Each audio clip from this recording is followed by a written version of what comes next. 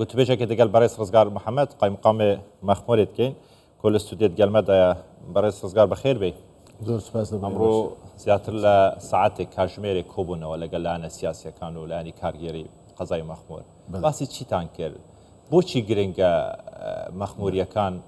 لە ڕۆژی سەرژمێری گشتیدا بگەڕێنەوە بۆ شوێنی خۆیان زۆر سپاس دەبەوە دەرفەتە بەخێر بێت ئەو کۆبنەوەی ئەوڕۆکە ئێمە ئەنجاماندا لەگەر لایەنە سیاسی و حیزبەکانی کوردی کە بارەگایان لە قەزای مەخمور هەیە کە بریتینە لە 8 حزب لەگەر نوێنەرایەتی پارێزگای هەولێر و بەڕێوەبەرایەتی ئاماری هەولێر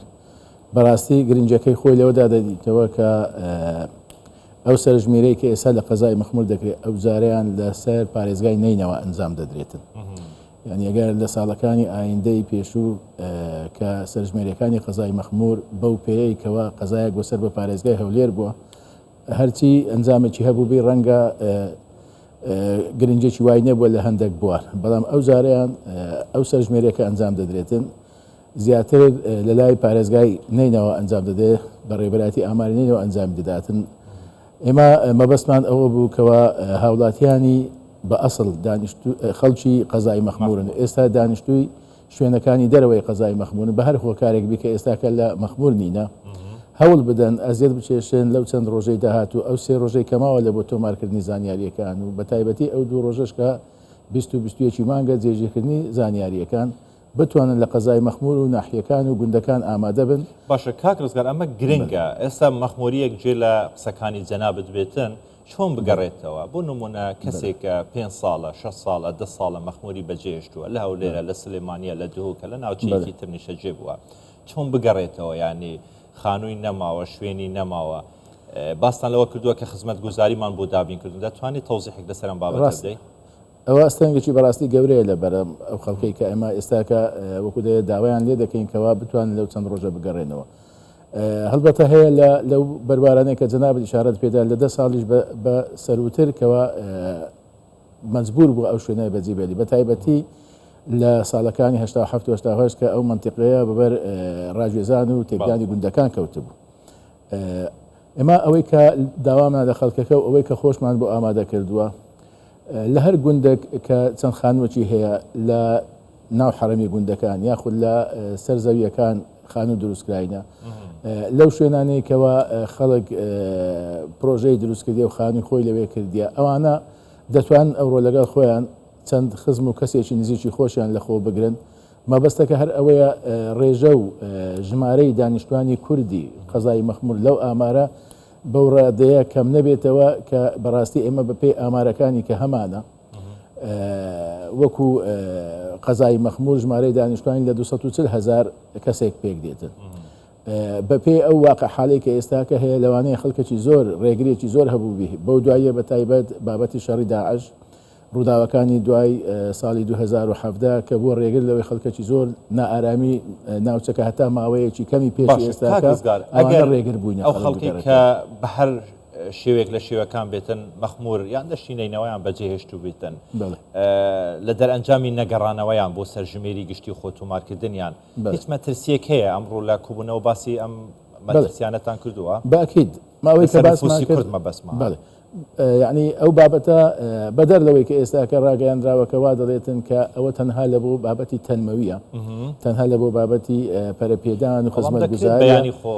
بەرمەبنای ئەم سەرژمێرەی تر بۆ شتیت کەش بەکاربێنرێتن بێگومان چونکە ناکرێت هەر ئێستاکە ئەمە لە ساڵی 2020 برین هەر بەڕاستی باوەڕ بەوە بکەینکەوە ئەو سەرژمێرەی لە ساڵی 1957 هەر ئەو وەکو بنەما دەمینێتەوە گۆڕانکاری دەکرێتن بە بێشک ئەو دەرەنجامەی کە ئەوڕۆ لە بۆ کاروبارەکانی ئیداری و تەنمەوی و بابەتی پرۆژەکانە دو ڕۆژ لەوانەیە لە بۆ بابەتەکانی دیکەش بە تایبەتی ژەمە نایشارینەوە بابەتی ئەوەی کە قەزای مەخمور یەکێکە لەو قەزانەی کە ئێستاکە لەناو ئەو چوارچێوەیە کە مادەی 140 حکمی دەکا و ڕێکی دەخاتن بە ئەنجام دەبی بە ڕاپرسیەک بگەڕێتەوە ئایا دەیتەوە سەر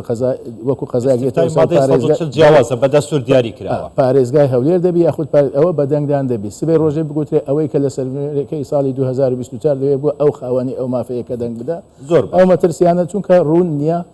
وا باشترە خەڵکەکە ئەو چەند ڕۆژەیە گەر پێی بکرێتە بتواندرێ ژمارە و ڕێژەی کورد لە ناوچەکە زیاد. ئێوە وەکو لایانی کارگێری لەگەڵ لایەنە سیاسەکان ئەمڕۆ کۆبوونەوە ئامارێکتان لەژێر دەستدایە چەند هاوڵاتی خەڵکی مەخموریان بەجێ هێشتووە؟ بەداخەوە ئەوە بە شێوەیەکی دروست نزیک کە ئەمە بتوانین ڕای بگەینین نەخێر ناوەڵا لە بەردەستمان نیە، بەڵام گەر بە ڕێژەیەکی تەقریبی باسی بکەین کە جێی داخە بەهۆی ئەو هەموو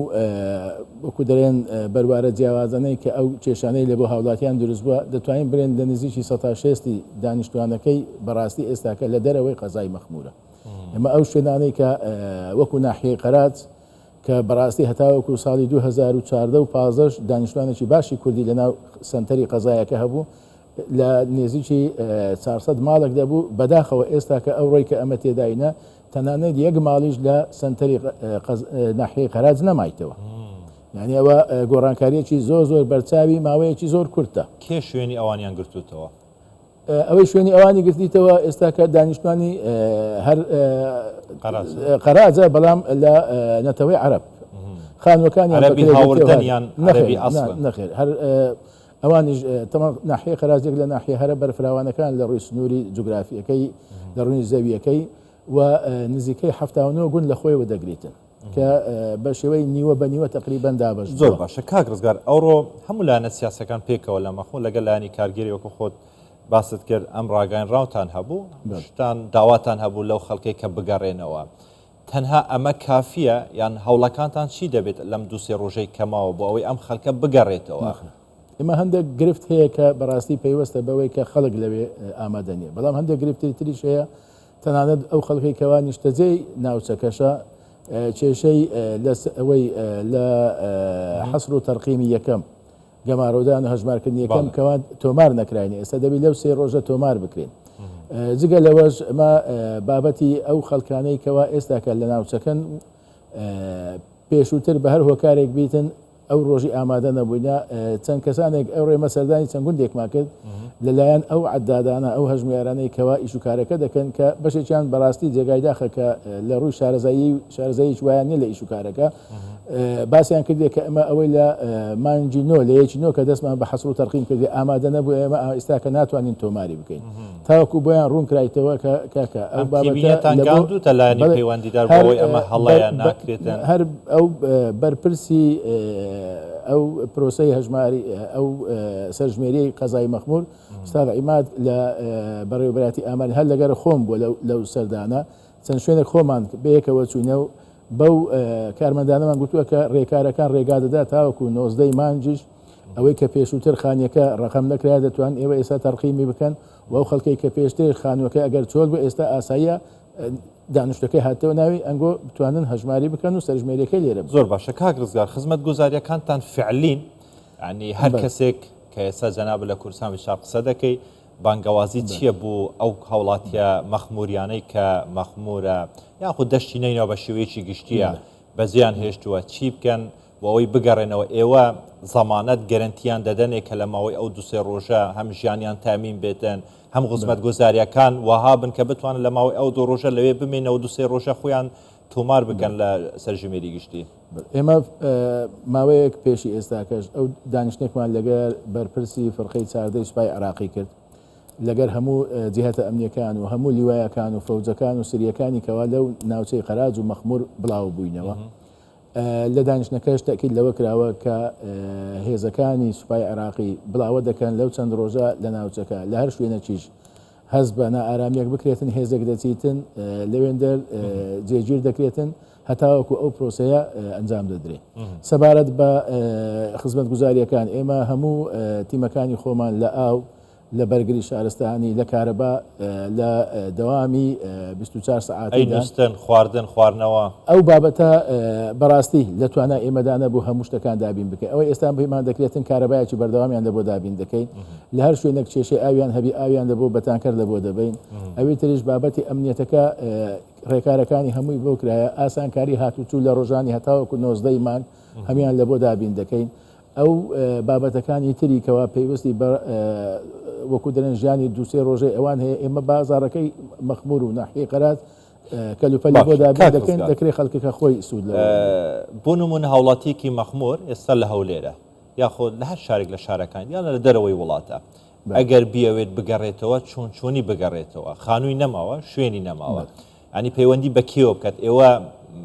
ژمارە تەلەفۆنێکتاندانەوە بۆ ئەوەی کەسێک بیاوێتن معلومات وەرگری زانیاری وەرگری لە کاتی گەڕانەوەی لە کوێنیشتە جێبوتن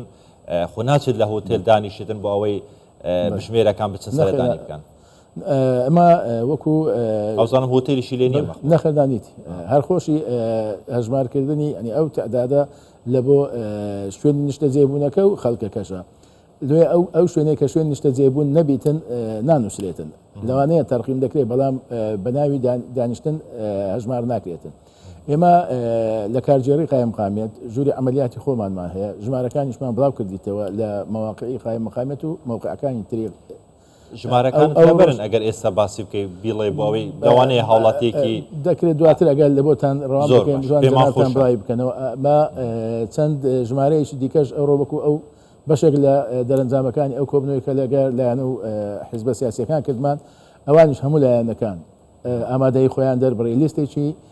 ناوی نوێنەرەکانی ئەو حیزبانەشمان لەلا لەگە ژمارەی تەلەفۆنەکان کە ئەگەر هاتو خەڵک بیانەوەی پەیوەندیان پێوە بکەن ئەوانیش بە سوپاسەوە هاوکار دەبن لە بۆ ڕوونکردنەوە و ڕێنیشاندەر خەڵک ئەو حیزبانە بەشێکیان بە خانوەکانی خۆیان بە بارەگایەکانی خۆیان ئامادە بوون کەوتیان ئێمە پێشوازی لە خەڵک دەکەین هەروها بە نسبەتی ئێمەش هەندێک بنایەمان هەیە لەوێ دەتوانین تەخسیس بکەن کە خۆی بۆ نیشتەجێ بوونە بەدەر لەوەش ئەو کەسێک کەوا خزمەتی نزیکی خۆی هەیە خانوەکەی لە سێچار ژوور پێک دەکرێتەوە بە 2 خێزان بە 3 خێزان لەو خانوانە جێگیر بکرێن و هەژمار باشە خەڵکانێک هەیە لەوانەیە ڕاگاندن یان سوشال میدیا بەکار نێنێتن تەماشا نکاتن خەڵکی مەخموری خەڵکی ئەم ناوچەیە بێتن ئێوە ئامادەن بە دوادا چۆن بکەن یان ژمارە تەلەفۆنەکانیان بەدەست بخن بەوەی تەلەفۆنیان بۆ بکەن لەو زانیاریانە ئاشنا بکەن کە سەرژمێری هەیە 3-4 ڕۆژمان لە بەردەمە چارەنووسی خۆت و مناڵەکانت لەسەر ئەم سەرژمێریەیە ئمە هەر بە شێوەیەکی مەدانی ئەوڕۆکە دەستپێکردنی ئەو پرۆسەیە بوو سەردانی کۆمەڵە گوندمان کردیا لەگەر بەڕێوەبەری پۆلیس لەگەر نوێنەری ئەحساینەینەوە لەگەر بەڕێوەبەری ناحیەی غەراز بۆ بەیانی کاژمێر نەوی بەیانی سەردانێکی ناحیەی کەندێناوە و مەلاقەرەمان هەیە و دیسان لەگە تیمەکانی ئەوێ کۆ دەبینەوە و رادیۆیەکانی قەزای مەخمور دوو رادیۆمان هەیە لەوێندەر ئەوڕۆکە باسمان لەگەریان کردیا ئەوانیش هاوکار دەبن لە وەکو دەرێن بڵاوکردنەوەی هۆشیاری لە بۆ ئەو خەڵکەی کەچی پێویستە خەڵک هەبووە ئەو ڕۆگەڕایتەوە لە نیانتوانیا بیر لەوە بکەنەوە کە بابە پێویست دەکاتن تۆ ناسنامەکەی خۆتت لە لابی گەڕایتەوە ناسنامەکەی خۆی لە بیر کردیا نێو بابەتانە هەندێک شتی سادە نەجار بە ئینسان بیری لێ ناکاتەوە بەڵام تەمان ڕێگر دەبی لەوەی کە پرۆسەکە ئەنجام بدرێتن جا ئەو بابەتانە ئەو ڕێکارانە و ئەو بەڵگەنامانەی کە پێویستە هەمووی ئیشارەتی پێ دەکرێتن لەو بەرنامانە و ئێمەش خۆمان وەکو قایم مقامێتی قەزای مەخمور لە ڕاگەن و لە سوشال میدیا ئەو پێیجانەی کە هیتمان ئەو بابەتانە باس دەکەین و بڵاو دەکەین زۆر سپاس بەڕێز ڕزگار محەممەد قایم مقامی قەزا مەخمور گەلێک سپاس بۆ دەرسودێت گامەدە بە هەر بژیت سپاس